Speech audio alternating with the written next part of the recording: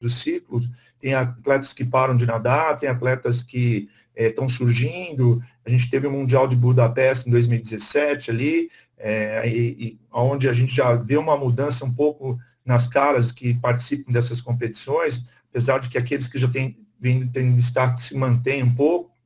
Geralmente um campeonato mundial pós-ano olímpico é um campeonato mais fraco, e esse ano de 2017 não foi um campeonato forte, então que mostrou que o ciclo olímpico já começava num nível bem elevado, né? O segundo ano do ciclo olímpico é um ano que, poxa, é onde o cara que quer alguma coisa nos Jogos Olímpicos, ele tem que ter um trabalho muito intenso ali de crescimento, desenvolvimento dentro do ranking mundial. Eu acho que ele precisa se dedicar muito, é o ano que ele não pode perder nenhum treino, ele tem que estar viajando bastante, competindo bastante no exterior, buscando experiência e cada vez mais tentar subir no ranking mundial.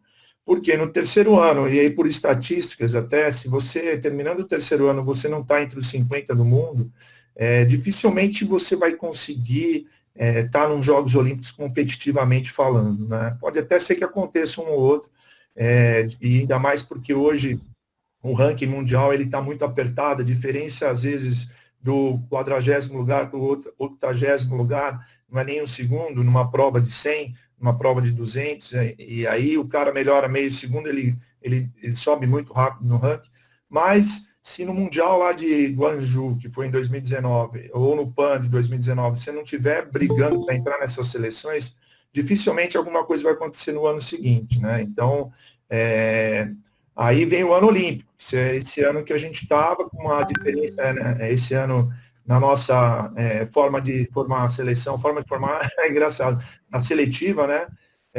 Que agora passou a ser uma seletiva única, o atleta tem que fazer na final, então a gente não pode errar ali a preparação, o planejamento tem que estar muito bem embasado, muito bem organizado, as coisas têm que funcionar muito bem para que o cara consiga na seletiva fazer o índice, né? E aí aconteceu a mudança, né? Então a gente passou a ter um ciclo não de 4 anos, mas um 5º ano agora de trabalho, né? Então como é que a gente faz com mais 12 meses, né? O cara vinha voando ali para tentar a vaga e agora toma uma ducha de água fria, né? Como que a gente periodiza isso, né? Como é que a gente faz isso acontecer? Então, o que foi a estratégia que eu usei nesse primeiro momento, né? Eu falei que a gente parou os treinos dia 20, né? Então, eu fiquei sabendo dia 21 que a gente não ia poder mais utilizar as piscinas, foi um sábado. Então, dia 22, 23 e 24, eu deixei mais ou menos os atletas mais à vontade. Eu não fui daquele treinador que já queria correr atrás de manter a atividade física, até porque tinha um fator emocional muito grande, né? Então, eu esperei um tempinho e aí no dia 25 eu marquei uma reunião como essa nós estamos fazendo aqui, né? Por aplicativo, com todos eles. E lógico que eu vinha falando individualmente com um ou com o outro, mas eu marquei essa reunião primeiro para ouvir o que eles estavam sentindo. Depois, como passou a ser a rotina deles a partir daquele momento. E aí sim, quais as necessidades que a gente precisava tomar e ter a partir daquele momento, né? Então, foi uma reunião onde a gente escutou bastante os atletas e aí eles passaram as ansiedades, as incertezas. Foi nesse dia que decidiu que a Olimpíada ia ser em julho do ano seguinte, então que adiou a Olimpíada, né? Então, foi um dia que também acalmou um pouco todo mundo.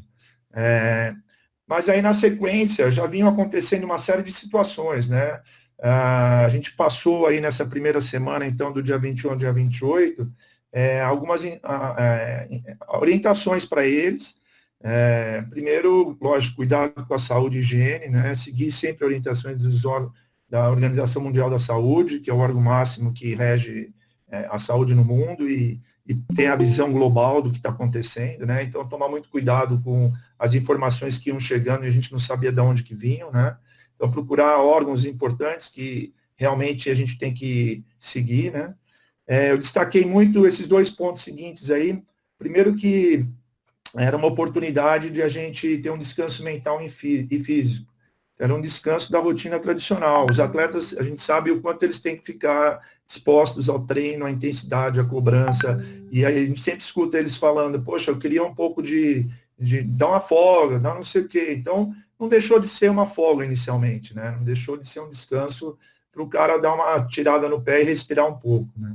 E também é um momento de trabalhar a resiliência, né? Todo mundo conhece, hoje é muito utilizada essa palavra na psicologia, né? A resiliência é aquele estado que a gente consegue retornar o mais rápido possível a uma situação original que a gente estava, ou então a gente retorna até diferente, um pouco mais forte, mas retornar à nossa situação mentalmente melhor ou fisicamente, né?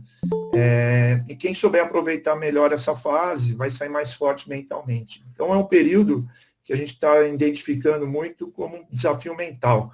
É lógico que tem todo um físico importante, mas a mente, a gente conseguir trabalhar e treinar a mente do nosso atleta vai ser um ponto forte. Quando a gente voltar, a gente vai ter um atleta diferente a partir dali. Eu acho que para melhor, né? Diferente para melhor. Mesmo que a gente tenha que pagar um preço maior aí em relação à parte física, mas a gente ganha na parte mental.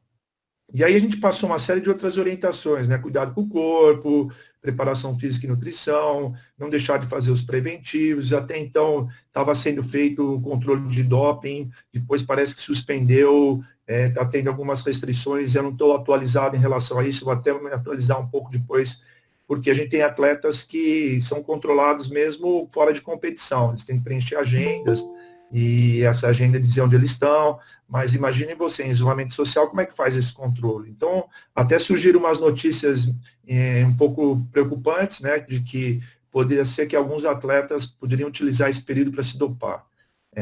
Então, é uma coisa para a gente pensar e discutir e tomar um cuidado em relação a isso também.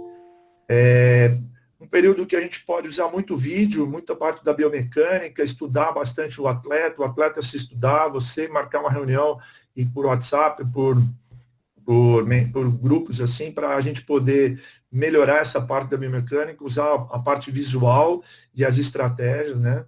Manter um contato com todos os profissionais da equipe multidisciplinar, enfim, aqueles clubes que têm essa equipe multidisciplinar, os que não têm, mas sempre tem um suporte de alguém junto para dar um upgrade aí na preparação, né? Então, não deixar de manter esse suporte. Tentar achar um curso online, buscar, vai ter tempo sobrando, então se atualizar. Então, várias plataformas liberaram na internet gratuitamente cursos, então é um momento bom para isso. Leitura de livros, né? A gente teve uma palestra muito interessante do Amir Klink, que foi no SESI uma semana antes disso tudo acontecer, e ele tem um livro muito legal, que é 100 dias entre o céu e o mar, que ele fica esses 100 dias isolado, então é como se ele estivesse em quarentena, né, também. Então, é uma leitura bem interessante aí, a gente deu uma sugerida nisso para os atletas, né. Tomar cuidado para publicar nas redes sociais as fotos que possam motivar outras pessoas e ajudar na orientação no momento que estamos. Então, essas foram as primeiras orientações que a gente passou nessa semana, né? E não fiquei muito preocupado em passar nada muito físico, até porque teve uma enxurrada de informações, de orientações que foram surgindo de tudo quanto era grupo que aparecia. E a gente tinha que até filtrar um pouquinho para entender tudo o que estava acontecendo. Então, eu passei algumas dessas orientações que estão aí no vídeo, né? A gente tem aqui um roteiro de exercícios preventivos que foi feito pelo nosso fisioterapeuta e pelo Mirko quando estava com a gente ano passado. É muito bem completa, bem didático, com fotos para todos estarem seguindo esse roteiro. Alguns informativos sobre o próprio coronavírus, a psicóloga pediu para eles fazerem rotina, deu sugestões de vídeos, a nutricionista colocou algumas orientações de cardápio, depois foram surgindo outras. Dentro do SESI a gente tem no Instagram o CRC, que é o Centro de Referência da Ciência do Esporte, e que fez algumas lives, inclusive continua fazendo, para quem tiver interesse, é aberto, é só seguir lá o CRCE, ou então o Sussuarana, que é o mascote da equipe. Então, os profissionais têm colocado, hoje, por exemplo, a psicóloga fez uma live lá falando sobre o sono, e convidou uma pessoa para debater desse tema, e foi bem interessante. Então, ficar ligado aí nas lives, que estão bem bacanas de se acompanhar. O próprio Comitê Olímpico Brasileiro colocou algumas orientações, esse daqui é o livro do Amir Klink, aqui a própria FINA colocou no ar aí um livro de rotinas de atividade físicas no seco, E aqui é uma foto da biomecânica, só para exemplificar, para a gente poder utilizar o tempo em relação a isso. Então, eu passei isso para os atletas, né? E aí eles começaram a se movimentar e a gente começou a ter contato. Isso daí que apareceu aí agora é o meu planejamento, era meu planejamento nessa reta final aí até a seletiva olímpica, né? Então, para vocês terem uma ideia, a gente teve um treinamento em altitude, a gente saiu do Brasil no dia 26 de dezembro, quer dizer, acabou o Natal, no dia seguinte a gente estava viajando para a Espanha, e a gente ficou até o dia 16 de janeiro lá para tentar melhorar um pouquinho mais as condições físicas e mentais, né? O cara treinar durante ali um período que está todo mundo em férias, comemorando o Réveillon, e com isso trabalhar um pouco mais a resiliência e a capacidade geral dos atletas, né?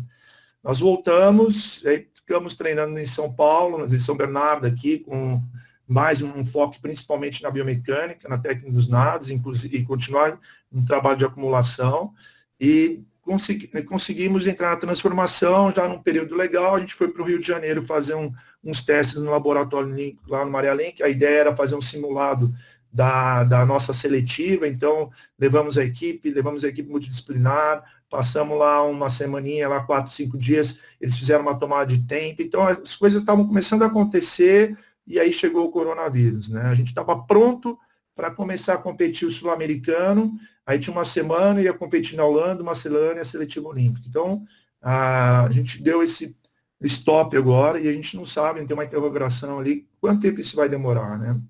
Como é que a gente vai trabalhar a partir de agora? Então, mudou totalmente o nosso curso, né? Então, veio o nosso plano de ação, né? Eu dividi ele em 3 etapas. A primeira etapa a gente chamou de luto. Já vou explicar um pouquinho dela. A segunda etapa é o que nós estamos agora, quarentena, a gente não sabe quantas semanas. E uma terceira etapa que está sendo esperada ansiosamente por todos, eu acredito, que é o retorno às atividades, né? A gente não sabe nem como é que vão ser esse retorno, se vai ser gradativo, enfim, sim, a gente tem que aguardar um pouquinho mais o andamento desse problema que a gente está vivendo, né? Esse primeiro etapa a gente chamou de luto, que foi aquele período que a gente sentiu o baque de estar a locomotiva acelerada, e de repente você tem que para que agora não vai acontecer mais nada disso. É um banho de água fria para o atleta que há 4 anos está treinando, ou mais de 4 anos, para estar numa Olimpíada, né? E aí eu trouxe para vocês aqui um vídeo que passou no Esporte Espetacular do domingo passado, não nesse anterior, que ainda não tinha definido a data dos Jogos Olímpicos, mas o repórter Guilherme Roseguini, da Globo, foi muito feliz. Esse vídeo está ainda, acho que, disponível no Globoplay, para quem quiser ver ele inteiro. Eu trouxe só um pedaço que fala dessa parte mental do atleta. Eu vou passar ele aqui, que ele demora um minutinho. Exemplos, claro, são simplificações, apenas para ilustrar uma situação de competição. Outros fatores que também interferem no desempenho atlético podem alterar esses dados. O que fica disso tudo é o tamanho da importância da rotina dos atletas. Isso vale para o corpo e para a mente. Sim, porque esportistas também levam tempo para preparar a cabeça antes de um grande torneio. E o adiamento de um evento pode fazer com que muitos deles percam o foco na competição. News that Tokyo Summer Olympic Games have been canceled. Will Weaver, psicólogo que atende vários atletas de elite nos Estados Unidos, acredita que quem iria para a Olimpíada neste ano precisa agora de um momento de luto para extravasar as perdas, as frustrações por tanto esforço perdido. E assim eles podem iniciar uma nova preparação, livres da ansiedade e com atenção total nos treinamentos. Os dirigentes também podem ajudar, anunciando o quanto antes a nova data da competição. Por enquanto, o jeito é ficar em casa e aguardar, sabendo que os projetos não foram cancelados, apenas adiados. Os atletas olímpicos ganharam tempo de recomeçar. Exemplos claros. Opa, deixa eu dar uma travada aqui, deixa eu mudar. Bom, aí, tá dando para ouvir aí, Danilo? Tá legal? Como é que tá aí? Beleza. Boa. Então, vou continuar aqui, vamos embora. E aí veio a segunda etapa, né? Então, a primeira etapa foi o luto, foi aquele período que, por exemplo, aí eu tenho a Etienne, que é uma das principais atletas nossa hoje, E ela sentiu bastante esse baque, né, de parar. Tanto que a primeira semana, ela mesmo com as recomendações de tomar cuidado com a atividade física e tal, ela confessa que não fez nada, ficou parada, descansando. Então, é normal, mentalmente falando, mas lembra daquela segunda orientação, né, que a gente falou da resiliência. Então, o atleta que for mais resiliente, conseguir voltar mais rápido para o cenário, pelo menos mentalmente, ele vai conseguir ser mais forte, né? Eu comecei a organizar semanas, né? Aí eu fiz aquele históricozinho aí do dia 20, foi o último treino, dia 24, o anúncio dos Jogos 2021. A primeira semana lá a gente fez os ajustes e tal. Os primeiros 3 dias, 4 dias não teve muita atividade. A reunião foi dia 25, não dia 24. Começaram as atividades físicas em casa, com orientação do preparador físico, bem devagar.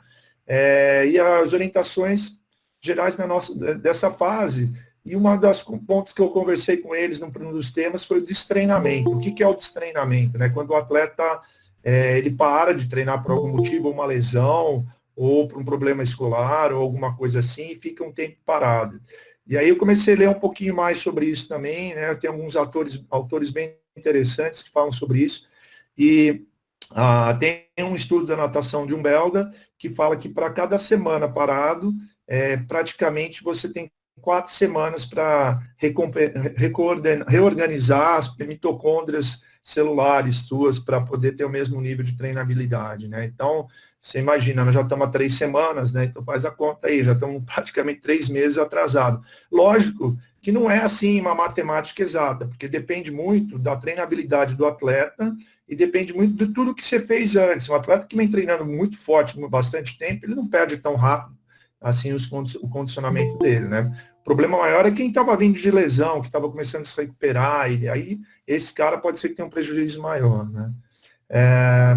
Aí no sábado dessa semana a gente fez uma primeira reunião interdisciplinar e o Fabiano, que é o biomecânico que trabalha comigo, ele fez uma apresentação para os atletas, ele trouxe alguns dados do que a gente vinha fazendo de preparação de força, passou para os atletas. Então a gente começou a tentar manter a cabeça do atleta no que ele já vinha fazendo, como ele estava fisicamente, e eu vou mostrar daqui a pouco alguma coisa nesse sentido para vocês.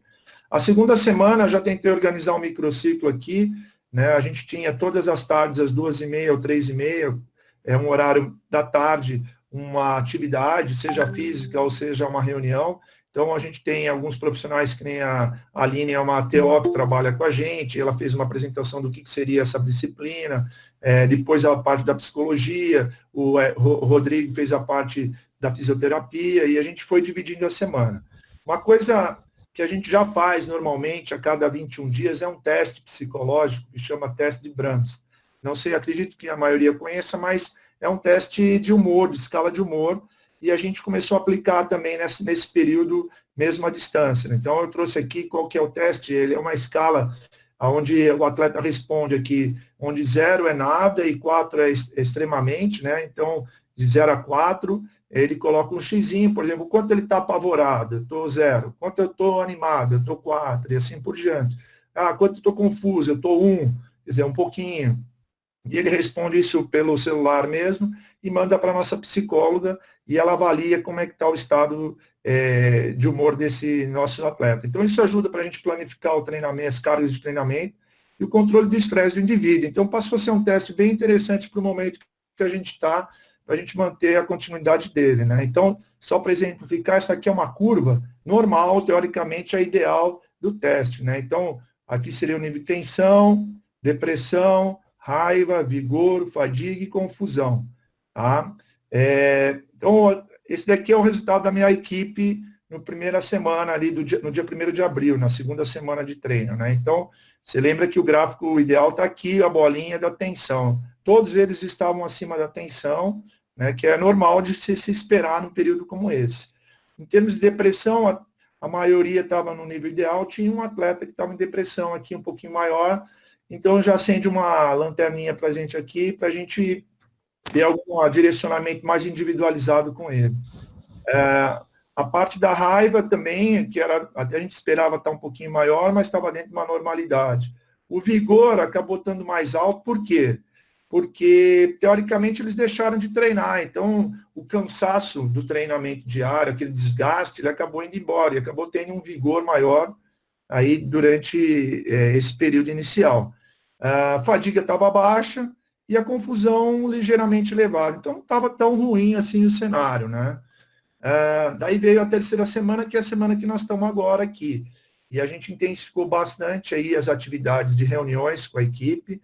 Na segunda-feira a gente fez uma reunião onde a gente falou, trouxemos o Bione, é um rapaz que trabalha com as mídias sociais da ETN, e ele deu uma palestra para a equipe, como é que trabalhar com as mídias sociais, inclusive nesses momentos que a gente está, deu algumas dicas para os atletas, uma reunião bem interessante. Na terça-feira foi de tática de prova, o Fabiano explicou um pouco algumas estratégias para se nadarem as provas que a gente tem no nosso grupo. Na quarta-feira, a nutricionista, ela não fez uma palestra, ela só fez um quiz, uma brincadeira com todo mundo sobre nutrição. Hoje foi uma palestra sobre planejamento financeiro, muito interessante, que a Michele, que trabalha com isso dentro do SESI, trouxe para a gente algumas orientações, inclusive nesse período que a gente está. E amanhã e sábado, na verdade, amanhã eu cancelei por ser feriado, sexta-feira a gente vai deixar o pessoal um pouco tranquilo, mas no sábado a gente vai fazer uma apresentação, cada atleta vai expor um pouquinho a sua carreira, como ele começou a nadar, como surgiu para o esportes, quais foram os divisores de água e assim por diante, né? Então, foi bem interessante, está sendo bem interessante essas dinâmicas, e uma coisa que a gente foi descobrindo também, né? Não dá para ser uma coisa muito longa, o atleta cansa, então a gente teve reuniões que demorou 1h30, 2 horas, foi bem cansativo. As reuniões não podem passar de 1 hora, elas têm que ser rápidas, né? Aqui, então, foi o teste dessa semana do Brahms lá, já é a segunda semana que a gente faz, e deu um pouquinho de alteração aqui, você vê que tem uma fadiga um pouco maior. Por quê? Porque a gente intensificou o trabalho físico. A gente conseguiu fazer com que os atletas fossem ao SESI, pegassem uns aparelhos, uns kettlebells, medicine ball, barra de levantamento olímpico e tal, e levassem para casa, os atletas com chance olímpica. E aí esses atletas conseguiram desenvolver um pouco mais a atividade física. Essa semana, o nível de fadiga começou a aumentar um pouco, até porque eles ficaram um tempo parado e voltaram a fazer com mais intensidade agora. Mas é difícil planejar, né? Então, a próxima semana a gente está já jogando algumas ideias aí, mas basicamente a gente vai seguir as reuniões online, os treinamentos, a gente passou a fazer com a equipe júnior, alguns atletas para fazer atividade física com mais gente junto, e essa é a ideia de a gente continuar sem previsão de a gente retornar, né? É difícil planejar dessa forma, mas é o que nós podemos fazer por enquanto, né? Nós estamos se desafiando e eu estou aceitando sugestões aí, depois que eu passei essa dinâmica aí, até de profissionais que queiram participar e se envolver e dar alguma palestra com o grupo, aí vai ser bem interessante essa troca de informação. E aí, pensando lá na frente, né, quando a gente estiver retornando, né, como é que a gente vai fazer, né? Poxa, a primeira coisa que me vem na cabeça é avaliar em que ponto que nós estamos, né? Onde que nós vamos parar, né? Em que momento que a gente vai estar quando a gente voltar aos treinos, né?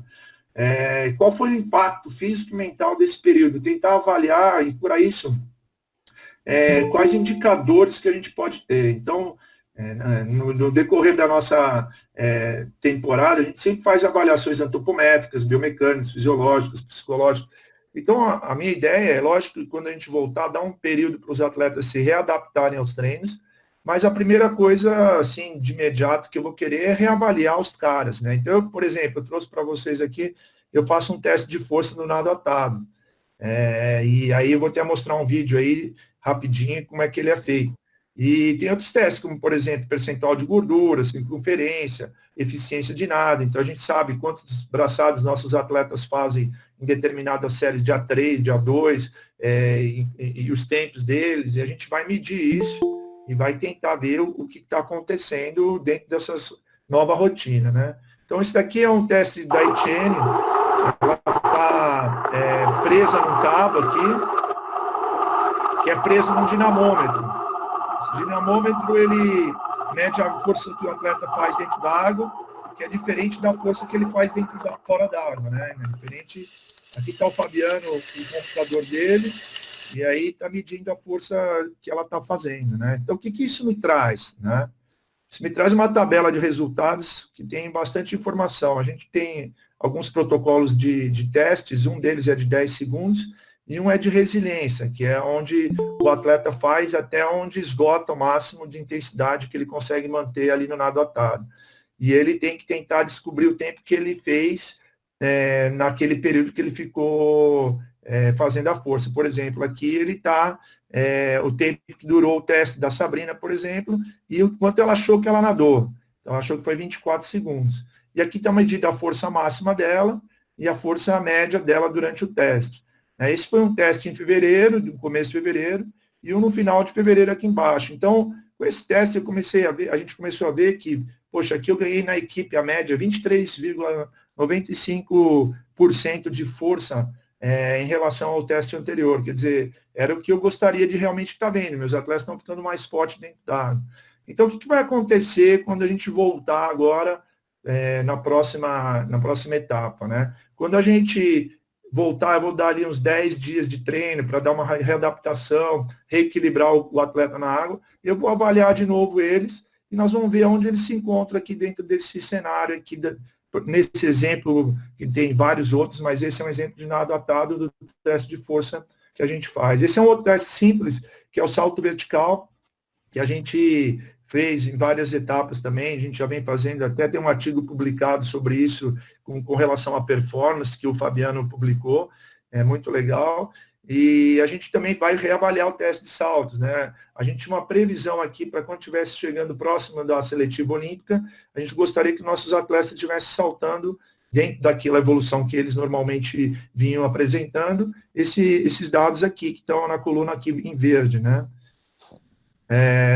E a gente viu que em março, no comecinho de março aqui, já tinha atletas que estavam já até superando o que a gente gostaria que eles tivessem lá na seletiva, ou seja, sinal de que a gente estava num caminho muito bom. Alguns já estavam muito próximos de chegar no melhor teste da vida deles. Então, e agora a gente parou. Mas eu tenho esses dados, e quando a gente voltar, a gente vai fazer o salto de novo, e a gente vai avaliar como é que eles estão no cenário e, a partir dali, começar a tomar as iniciativas para o planejamento, né? Alguns cuidados importantes que eu penso no retorno, né? Primeiro, fazer esse período preparatório, introdutório, com exercícios preventivos. A gente não sabe direito o que os atletas estão fazendo em casa, né? A gente perdeu esse controle da atividade física, do que eles têm feito diariamente e do volume disso, né? Deve, com certeza, de ter diminuído bastante. Então, tomar um cuidado de iniciar com bastante exercícios preventivos e introdutório. Não é começar do zero, mas reiniciar uma temporada, procurando avaliar com calma esse começo, sem ter pressa, né? Então, identificar aí o nível de condicionamento que eles se encontram, antes de incrementar cargas elevadas, ter paciência. É muito difícil, às vezes a gente quer acelerar mais e começa a patinar, então ter um pouco de paciência para retomar. Uma coisa muito importante, a gente como treinador influencia demais os nossos atletas, o nosso estado de humor, o nosso espírito, a nossa energia, ela é fundamental para a performance dos nossos atletas, eles confiam muito no que a gente faz, então a gente tem que transmitir muita tranquilidade, segurança e otimismo nas ações com toda a equipe, mesmo que pareça que a gente tem pouco tempo para o objetivo principal, né? Então, esses seriam alguns cuidados que eu gostaria de ter e vou procurar ter no meu retorno, né? Então, para finalizar aí, eu tenho umas referências, eu não sei depois se o Danilo quiser compartilhar essa apresentação, vai estar à disposição, Danilo. E aí tem alguns artigos da onde a gente faz algumas avaliações, ou tem uns indicadores bacanas de natação que a gente pode buscar aí para fazer uma discussão legal. Esse livro aqui do John Orbert, ele já é um pouco antigo, mas ele é muito bom, ele fala muito da ciência do treinamento, de treinabilidade, de destreinamento, é muito de compensação, né? É muito legal esse livro. Então, hoje, eu acho que é mais ou menos isso, eu espero poder ter contribuído, né, com um pouco aí nesse primeiro encontro nosso. Foi, como eu falei, um desafio, eu não sabia muito bem para onde caminhar, tentei achar aí algumas ideias do que a gente está fazendo, transmitir isso para vocês, para quem sabe aí conseguir contribuir um pouco para o dia a dia de vocês e a gente conseguir viver com entusiasmo um dia de cada vez. Obrigado. Show, Vanza. Com relação ao material, se você autorizar compartilhar, a gente vai compartilhar com a galera com certeza. Aí vai ficar ao seu critério mesmo, né? Com certeza vai ser bem bacana. Está à disposição, eu passo para você, e aí você vê como é que é a melhor forma. Não sei, é um desafio novo aí também para nossos que provavelmente outras palestras também vão ser compartilhadas, e essa é a ideia. E eu acho que o conhecimento a gente tem que dividir, assim como eu estou querendo passar o meu, quero ver de todo mundo aí também. Legal. A ideia, pessoal, só reforçando aí quem chegou depois, guarda as perguntas do Vanza aí, tudo para o final.